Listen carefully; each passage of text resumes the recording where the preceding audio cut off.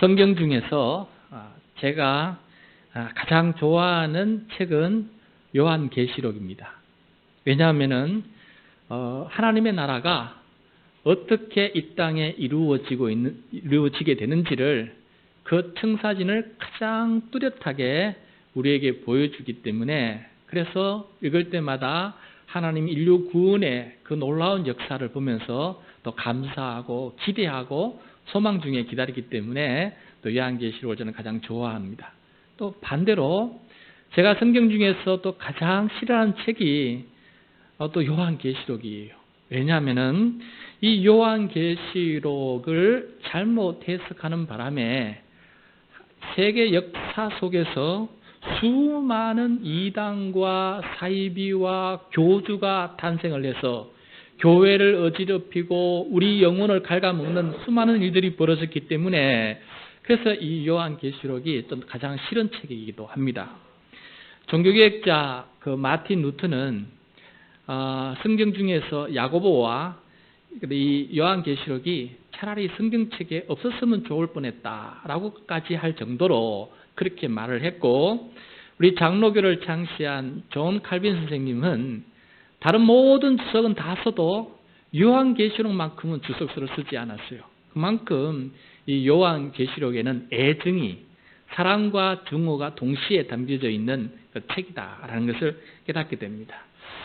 그래서 성도 여러분에게 이 말씀을 전하기 전에 요한계시록과 관련돼서 여러분이 꼭 알아야 될 세 가지 꼭 한번 제가 말씀드리고 시작하려고 합니다. 그래서 이것은 꼭 명심하셔야 요한계시록 때문에 일어나는 불행한 일들을 사전에 막을 수 있기 때문에 그렇습니다. 첫째, 예수님께서 다시 오시는 재림의 연도와 날짜를 말하는 사람은 경계하십시오.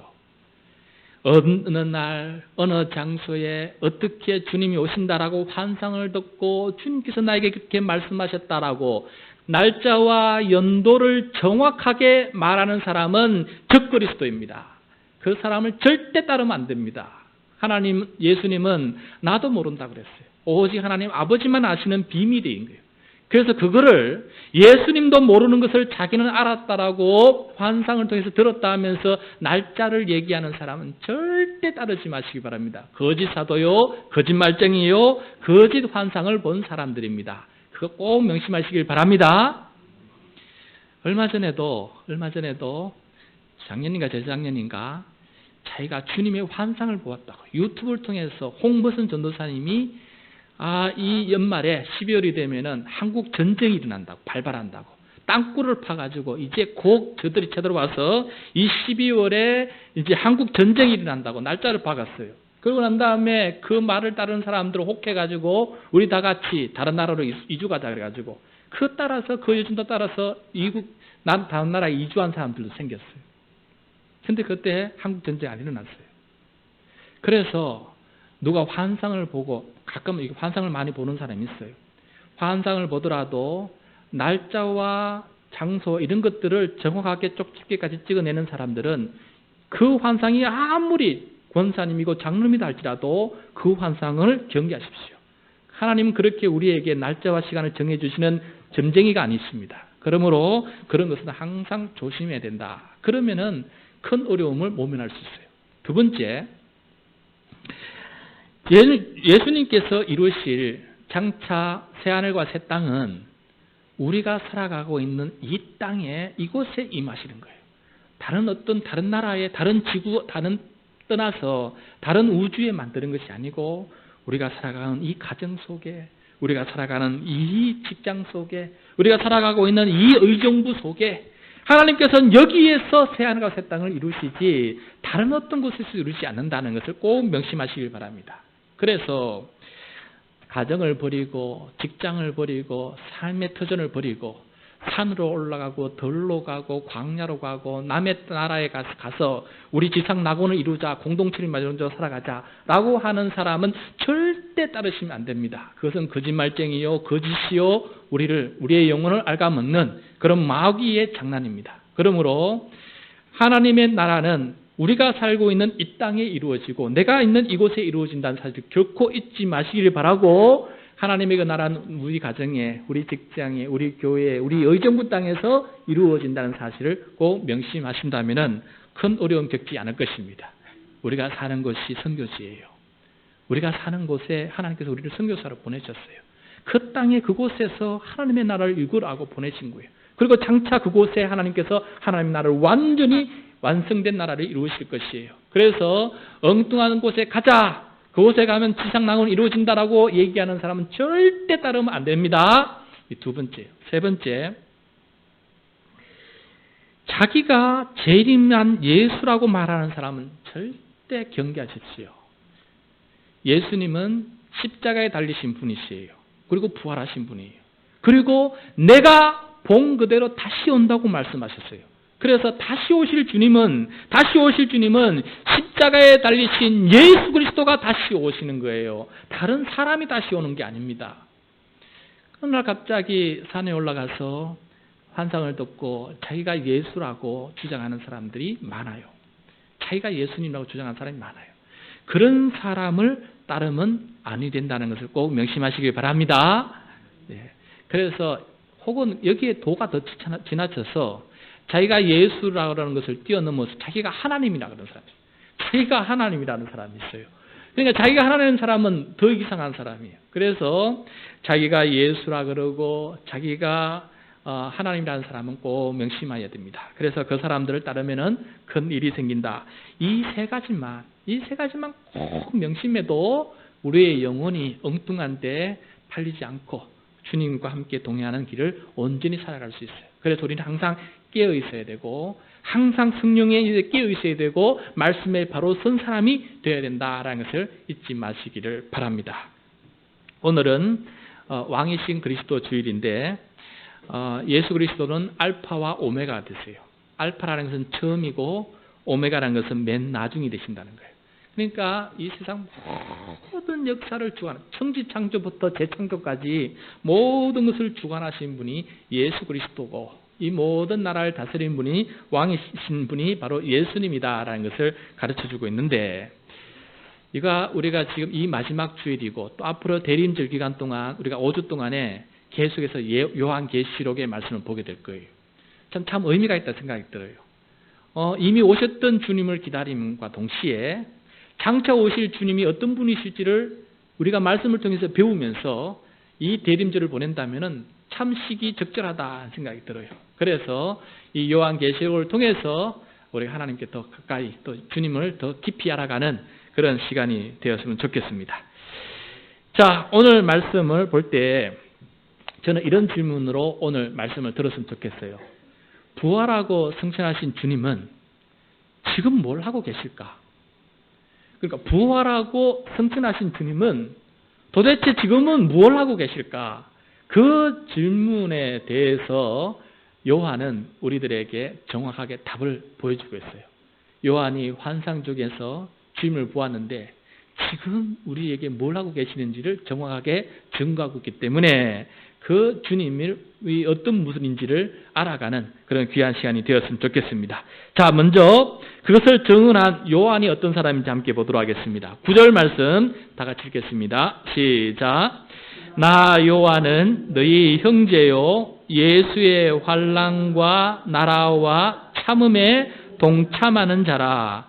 하나님의 말씀과 예수를 증언하였으므로 말미암아 밤모라 하는 섬에 있었더니. 아멘. 자, 나 요한은 자기를 가리킬 때 이름을 공개하고 있어요. 그래서 이거는 실명이에요. 실명으로 자기가 받은 것을 이야기하고 있는데, 첫 번째, 너희의 형제다. 형제. 이 말은 다른 말로 말하면은 우리는 하나님 아버지를 모시는 한 가족이다. 그리고 우리는 형제 자매다. 비록 이 땅에서는 육신의 부모가 다르지만은 결국 우리가 하나님 나라에 가게 되면은 이 육신의 부모 혈육을 떠나서 모든 사람은 하나님 아버지 아래에서 한 형제 자매가 되는 것이에요. 지금은 부모와 자식 간의 관계지만은 하나님 나라 가면은 부모와 자식 간의 관계가 아니고 이제는 형제와 자매가 되는 관계가 되는 것이에요. 그래서 우리의 영적인 신분, 이 100년 동안 살아가는 이 육신의 신분이 아니라 영생하게 되는 그 본연의 신분이 무엇인지를 정확하게 알고 있어요. 그래서 나는 여러분의 형제입니다 라고 이야기하고 있는 것입니다. 여러분, 우리는 하나님을 아버지로 모시는 하나님의 가족으로서 한 형제자매임을 결코 잊지 말고 살아가는 우리 모두가 되시기를 바랍니다. 그 다음 두 번째로 요한은 예수의 환난과 나라와 참음에 동참하는 자다라고 밝히고 있어요. 그래서 참 예수쟁이와 거짓 예수쟁이를 구분하는 말씀입니다. 예수의 환난에 동참하는 거예요. 예수님은 하나님의 나라 복음을 전파하다가 환난을 당하셨어요. 거짓의 세상에서 거짓이 주관하는 이 세상 속에서 진리를 선포하고 하나님의 나라를 선포하다 보니까 환난을 당하셨어요. 그러므로 이 예수의 환난에 같이 동참하는 사람이 예수님을 따르는 사람이다. 요한은 나는 바로 그런 사람이다. 두 번째, 나라하는 것은 하나님의 나라를 뜻해요. 하나님의 통치와 하나님의 다스리는 세상을 말하는 거예요. 그 세상에 함께 참여하고 있는 것입니다. 이 세상에 참여하는 것으로 끝나는 것이 아니고 하나님의 나라에 동참하고 있는 것이에요. 그리고 세 번째로 참음. 이 세상 속에서 어려운 일들을 많이 경험하게 되는데 이 모든 일들을 인내하고 참음으로써 주님과 함께 동행하는 사람이다라는 것을 자기 소개를 하고 있는 것을 보게 됩니다. 여러분, 당시 이 요한계시록이 기록될 때 그 교회는 큰 환난 속에 있었어요. 큰 환난 속에. 로마 황제가 주님이라고, 그리고 로마 황제를 주님으로 숭배하라고 하는 그 시대에 교회의 그리스도인들은 로마 황제가 주님이 아니고 예수 그리스도께서 왕이시고 주님이십니다 하면서 로마 황제 숭배를 거부했어요. 그래서 정치적으로 핍박을 받았습니다. 옥에 잡혀가기도 하고 또 사자의 밥이 되어서 죽음을 당하기도 하고 또 유배를 당하기도 하고 여간 힘든 일이 아니었어요. 두 번째로 유대인들로부터 종교적인 핍박도 받았어요. 모세의 율법이 전부라고 생각하는 이들에게 십자가의 크신 은혜가, 성령님의 그 은혜가 우리 가운데 넘쳐서 이제는 우리 힘으로 구원받는 것이 아니고 전적으로 예수 그리스도의 그 십자가의 은혜로 우리가 구원을 받는 게 되었다라고 하는 이 선포 앞에 그 유대인들은 아니 너희들이 무엇이냐 하면서 핍박을 하게 되는 거예요. 그래서 회당에서 쫓겨났다는 것은 그 유대 사회로부터 쫓겨나서 소외를 당하고 어려운 삶을 살아가고 있었다라는 것이에요. 지금 요한이 반모라고 하는 섬에 있는 건데 이것 또한 그 이유 때문에 그래요. 하나님의 말씀과 예수를 증언하다가 아마도 정치적으로 종교적으로 피해서 이 반모섬에 유배를 당했다고 하는 것이 보통 우리 학자들이 하는 말이에요. 그래서 이 반모섬에 외딴 섬에 이 유배를 당하고 있는 이 요한도 그 환난과 그 아픔 속에 지금 함께 동참하고 있는 것이에요. 그러면 이것이 어떤 것이냐 이게 추측하기가 힘든데 정도의 차이가 있겠지만은 지금 북한의 지하교회를 한번 생각해 보면은 많이 공감을 하게 될 것이다 생각이 들어요. 북한이 김일성을 우상화해서 김일성을 오직 신으로 숭배하는, 그래서 그걸 강요하고 있는 사회예요. 그런데 그 사회 속에서 주님이 우리의 왕이시며 주님이 참된 하나님이시다라고 선포하면서 그 지하에서 몰래 예배드리고 있는 성도를 생각해 본다면은 이 지금 초대교회가 어떤 상황이었는지를 우리가 짐작할 수도 남을 것입니다. 초대교회는 로마 황제, 그것을 피해서 비밀리에 모여서 예배드려야 될 상황들이 많이 생겼어요. 그리고 또 카타콤이라고 땅굴 속에 들어가서 그 미로와 같은 땅굴 속에 들어가서 몰래 숨어서 거기서 모여서 예배드릴 정도로 그들에게 닥치는 환난과 핍박은 이루 말할 수가 없는 상황이었어요.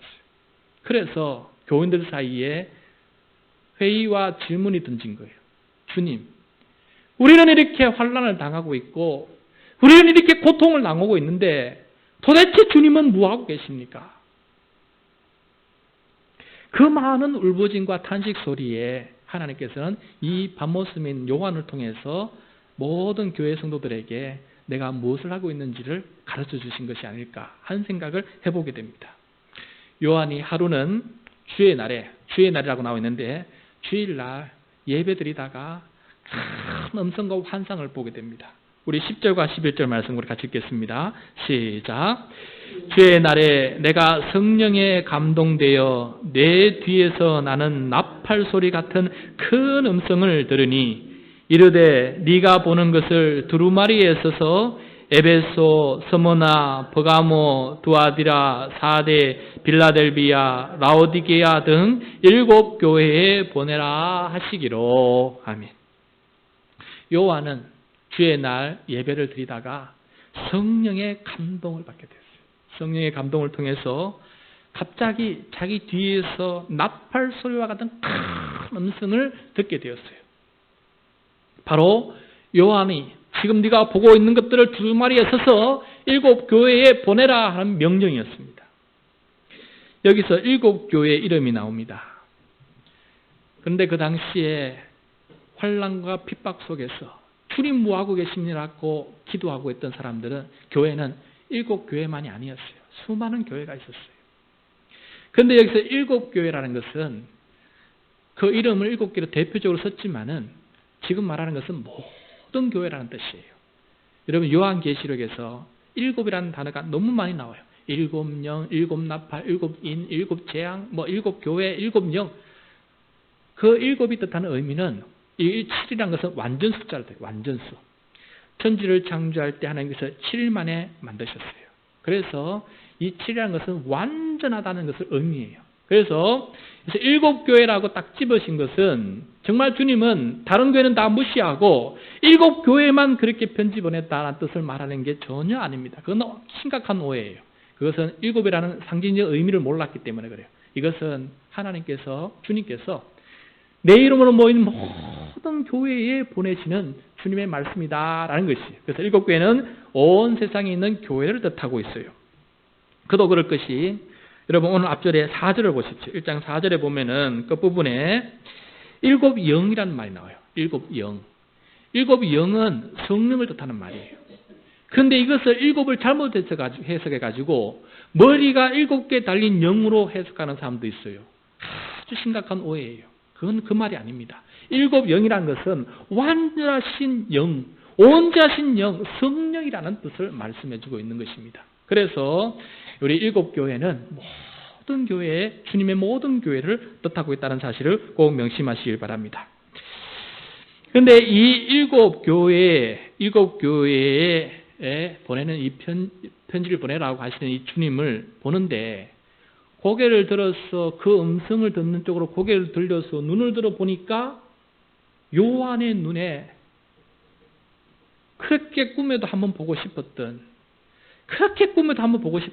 그 예수님의 모습이 펼쳐지는 거예요. 그 펼쳐지는 그 예수님을 바라보면서 이 광경을 기록하고 우리에게 전해주려고 붓을 들어서 쓴 것이 바로 12절부터 16절이에요. 12절부터 16절 우리 같이 읽도록 하겠습니다. 시작.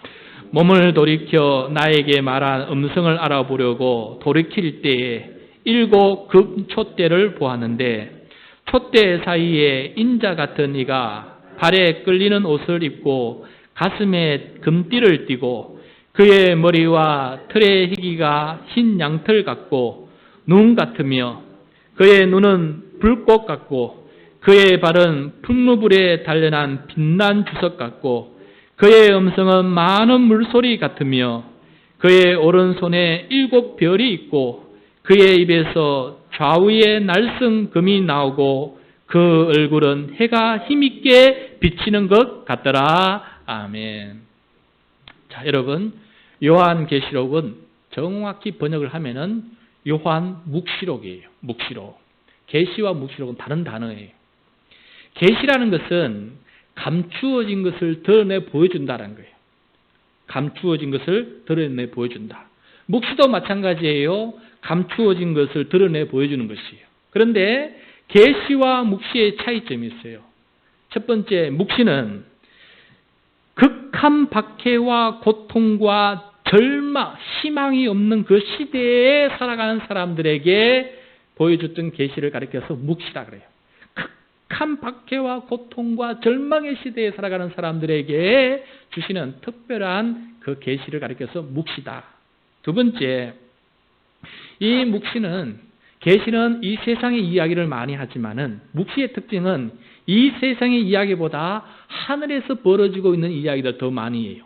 그러니까 하나님 나라는 지금 어떤 일이 일어나고 있는지를 이 세상을 바라볼 때 하늘나라를 보고 이 세상을 바라보라고, 하늘나라에 지금 어떤 일이 벌어지고 있는지를 더 많이 이야기해 주고 있는 것이 바로 묵시예요.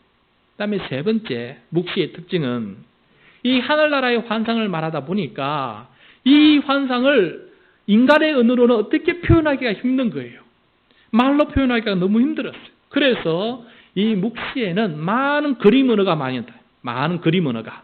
그래서 그 그림 언어를 통해서 이 환상을 어떻게라도 그 느낌과 그 감정을 전달해 주려고 하고 있는 것이 바로 수많은 그림 언어, 이미지들이 많이 등장하고 있는 것입니다. 그래서 가장 중요한 건 세 번째인데, 예를 들어서 여러분, 장미꽃 향기 참 좋지요. 그런데 장미꽃 향기를 맡아보지 못한 사람에게 장미꽃 향기가 어떠냐라고 설명을 좀 한다 그러면은 여러분, 말로 이것을 설명할 수 있겠습니까? 장미꽃 향기를 설명하라 그러는데 이거 어떻게 설명할 수 있겠어요? 그래서 제가 한번 설명해 보려고 한번 노력을 해봤어요. 이렇게 한번 설명해 봤습니다.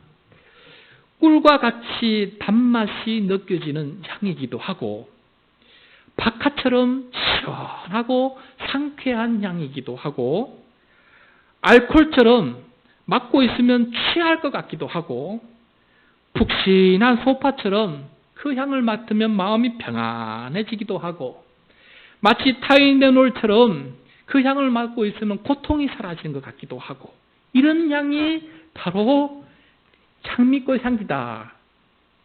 저는 제가 경험한 것을 최대한 동원해서 설명을 해냈습니다. 그러나 온전한 설명은 안 돼요. 그러나 그것이 의미하는 바는 대충 느껴지는 것이에요. 여러분, 제가 사용했던 꿀, 박하, 알코올, 소파, 타이레놀, 이건 전부 다 장미꽃 향기를 드러내는 언어가 아니에요. 그것을 상징적으로 표현하는 그림 언어가라는 것이에요.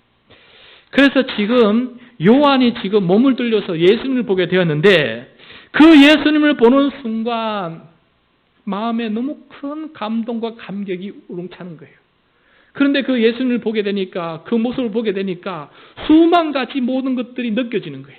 이 느껴지는 이 예수님을 전달하고 싶은 마음에 자기는 자기가 가지고 있는 모든 그림 언어를 동원해서 지금 설명해 주고 있다는 것이에요. 그 설명을 다시 한번 풀이해 보겠습니다. 12절. 가장 먼저 본 것은 7 금초대예요. 7 금초대.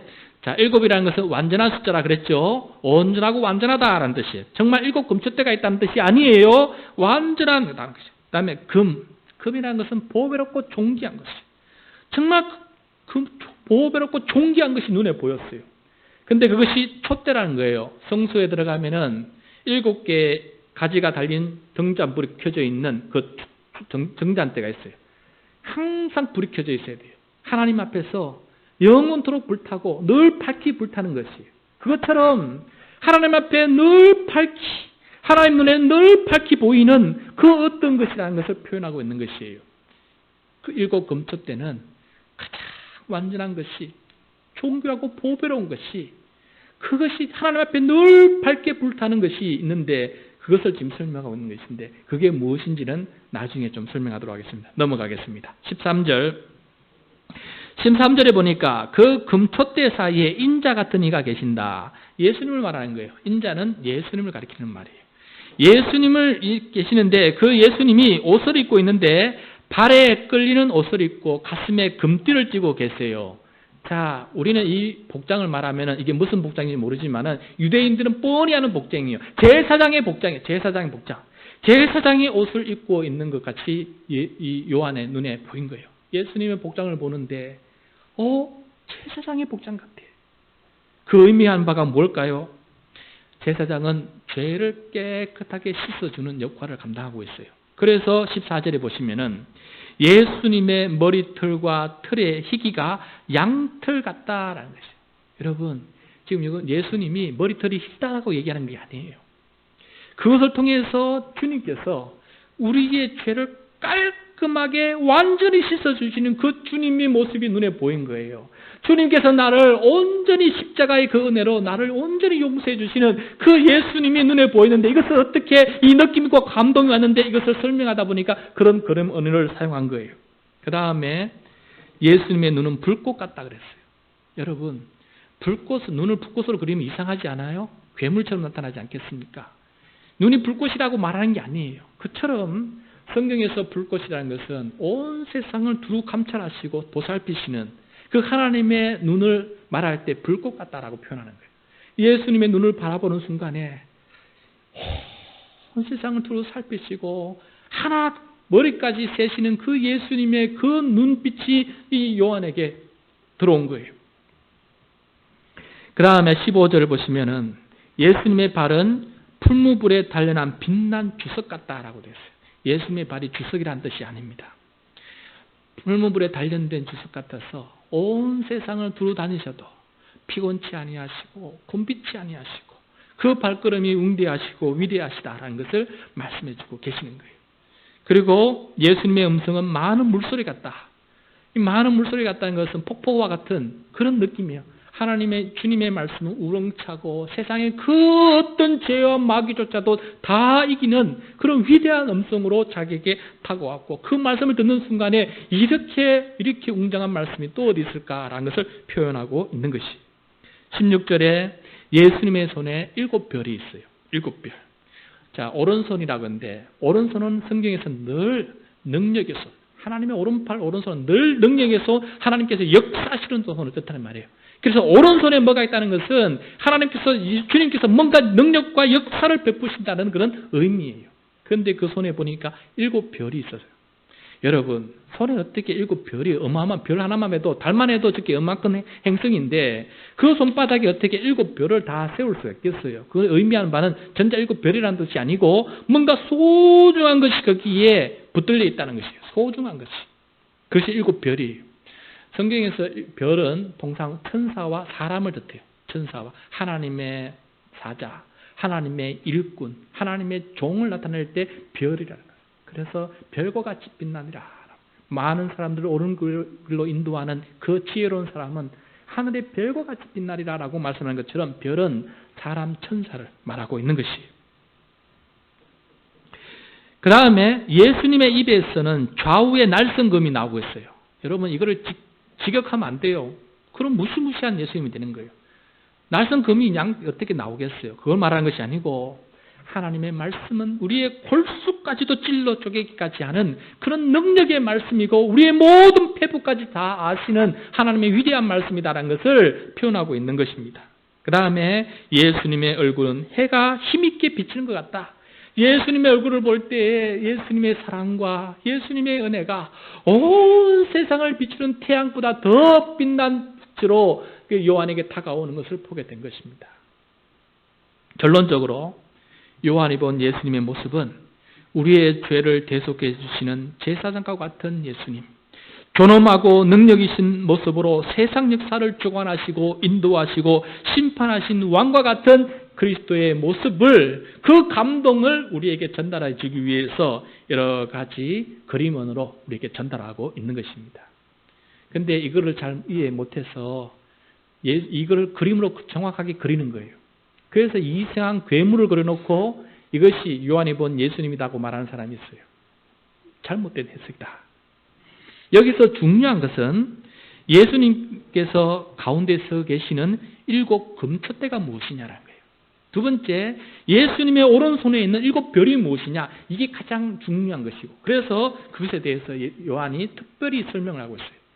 묵시록의 특징은 그것이 무엇을 의미하는지를 조금 뒤에 가면은 넌지시 설명하거나 정확하게 설명해줘요. 묵시록의 특징입니다. 왜냐하면 이 암호와 같은 언어가 무엇인지를 잘 모를까 싶어서 항상 그것을 풀 수 있는 키 열쇠를 항상 줘요.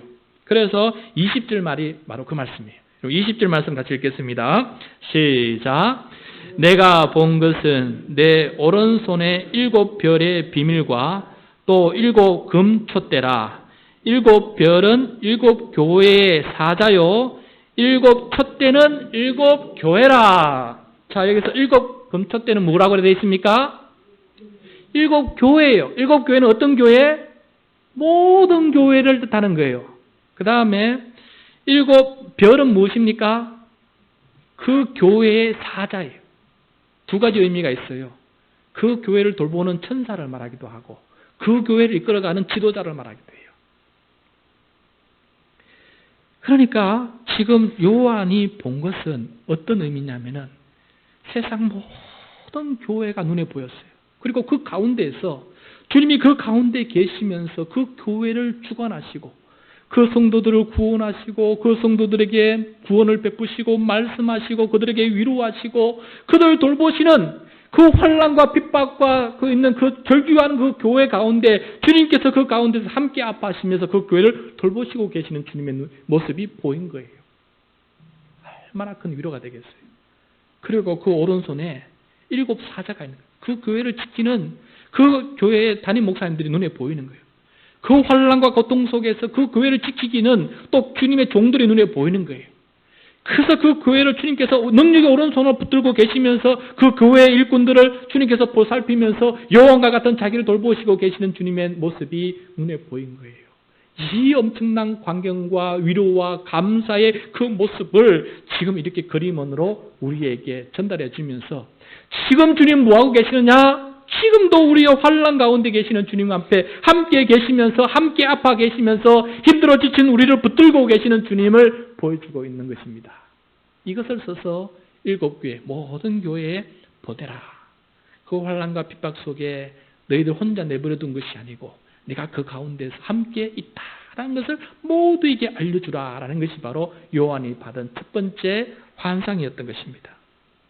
그 다음에 더욱 감동이 되는 것은, 더 힘이 되는 것은 이 예수님께서 요한에게 한 행동과 말씀이에요. 우리 17절부터 19절 말씀 같이 읽겠습니다. 시작. 내가 볼 때에 그의 발 앞에 엎드려져 죽은 자 같이 되매 그가 오른손을 내게 얹고 이르시되 두려워하지 말라. 나는 처음이요 마지막이니 곧 살아있는 자라. 내가 전에 죽었노라. 볼지어다 이제 세세토록 살아있어 사망과 음부의 열쇠를 가졌노니 그러므로 네가 본 것과 지금 있는 일과 장차 될 일을 기록하라. 아멘. 예수님은 7뼈를 가진 그 오른손으로, 능력의 손으로 요한을 만지시면서 능력의 손으로 만지면서 말씀하시는 것이에요. 두려워하지 말라. 두려워하지 말라. 환난과 나라와 참음에 동참하면서 그래서 밤모습에 유배되어 있는 이 요한에게 주님은 그 능력의 오른손으로 7뼈를 쥐었던 그 손으로 요한을 직접 만지시면서 위로하십니다. 두려워하지 말라. 그리고 난 다음에 말씀하시는데 내가 사망과 음부의 열쇠를 가졌다. 사망도 이기고 죽은 자들까지 돌보시는 주님이시다라는 뜻이에요. 그러므로 죽음조차도 두려워하지 말고 살 것을 얘기해 주고 있는 것을 보여주고 있습니다.